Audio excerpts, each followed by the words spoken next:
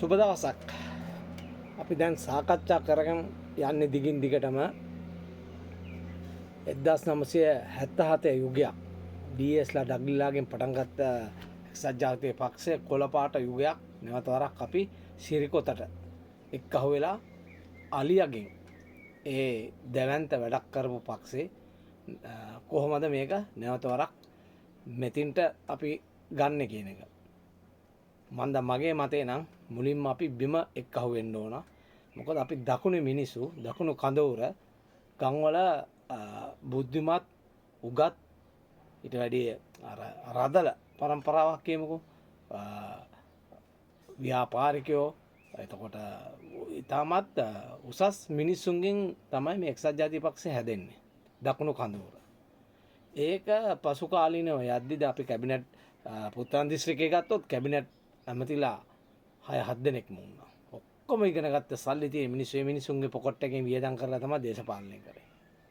ඒතකොට ඒක 80 අවසානයේදී 90 දශකයේ වෙද්දි මේක වෙනස් වෙලා රාෂ්ට්‍රීය අධිකාරිය අතරට මේ පක්ෂය හිමින් ගලාගෙන ගියා.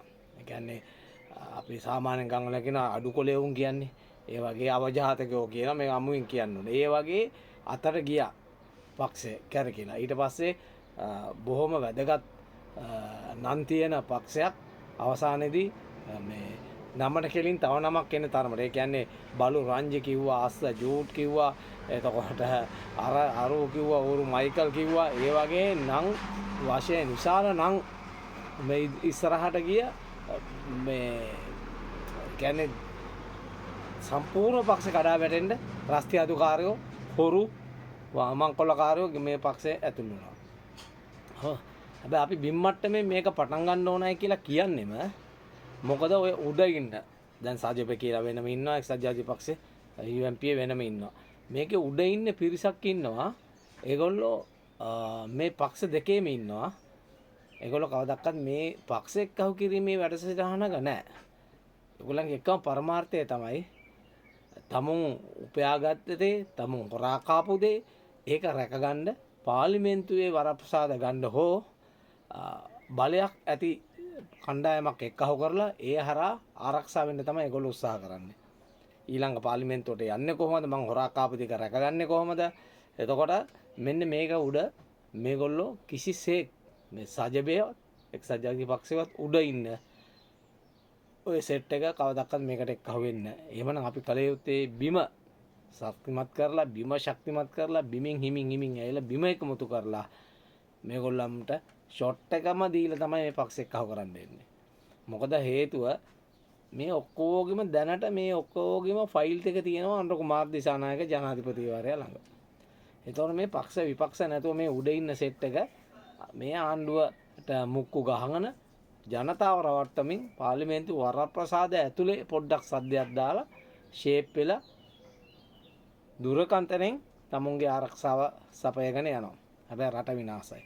රනිල් වික්‍රමසිංහ ජනාධිපති හිටපු ජනාධිපතිතුමාට පක්ෂ හැදීමේ උමනාවකුත් නැහැ. ඒක මං හිතනවා ඔහුට ඒක අදාළම නැහැ. හැබැයි ඔහු අනිවාර්යයෙන්ම ඊළඟ ජනාධිපති වෙන්න තමයි ඔහුගේ සැලැස්ම ඇත්තේ. මොකද ඔහුට රට කරන්න පුළුවන්. පක්ෂ හදන්න බැරි වුණාට. හැබැයි සමහර හිතනවා රනිල් මැරණකම් කියලා ඉන්නවා කියලා. මොකද තව අවුරුදු 20ක් යනකම් රනිල්ගේ මොලේ මැරෙන්නේ නැහැ. එතකොට ඒක ඇත්ත.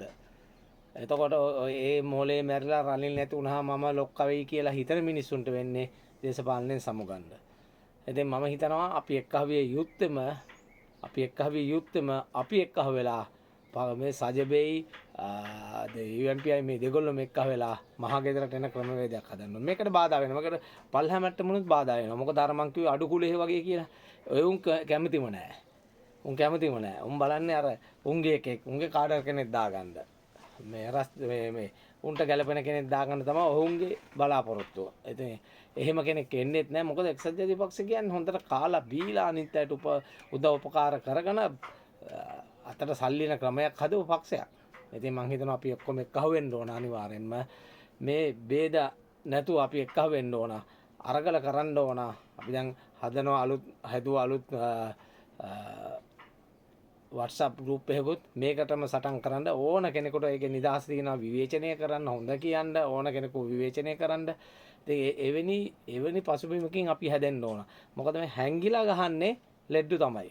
පාරේ බැහැලා යන්න බැරි, සමාජයක් දන්නේ නැති හැංගිලා ගහන සෙට් එකක් නැතුව අපි එළියට ඕන කෙනෙකුව තමුගේ පෞද්ගලිකත්වය රැකගෙන අනුන්ට පෞද්ගලිකව විවේචන නොකර සටන් කරන්න ඕන කෙනෙකුව විවේචනය කරන දේශපාලනිකව විවේචනය කරලා අපේ පක්ෂේ මේ පක්ෂ දෙක එක්ක ඇවිල්ලා දකුණු කඳවුර හදමු කයිවාරකාරයෙන් නැතුව වැඩ කරන පිරිසක්. මොකද මොකක්ද දෙනෙක් ඉන්නවා කයිය නායකලා. මේ පක්ෂ දෙකේම වැඩෝ නැහැ. කිසිම වැඩක් කරන්න බෑ. පාර්ලිමේන්තු එකේ එක පංගක්කුම් කෑ ගහනවා.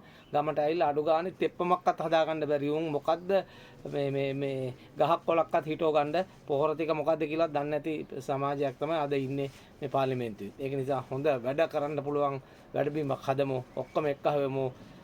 අනිවාර්යයෙන්ම කොළපාට යුගයක් දකුණු යුර අපි ශක්තිමත් කරමු. එක්සත් ජාතික පක්ෂයට ජය වේවා. සාජබට ජය වේවා. දකුණු කඳවුරට ජය වේවා.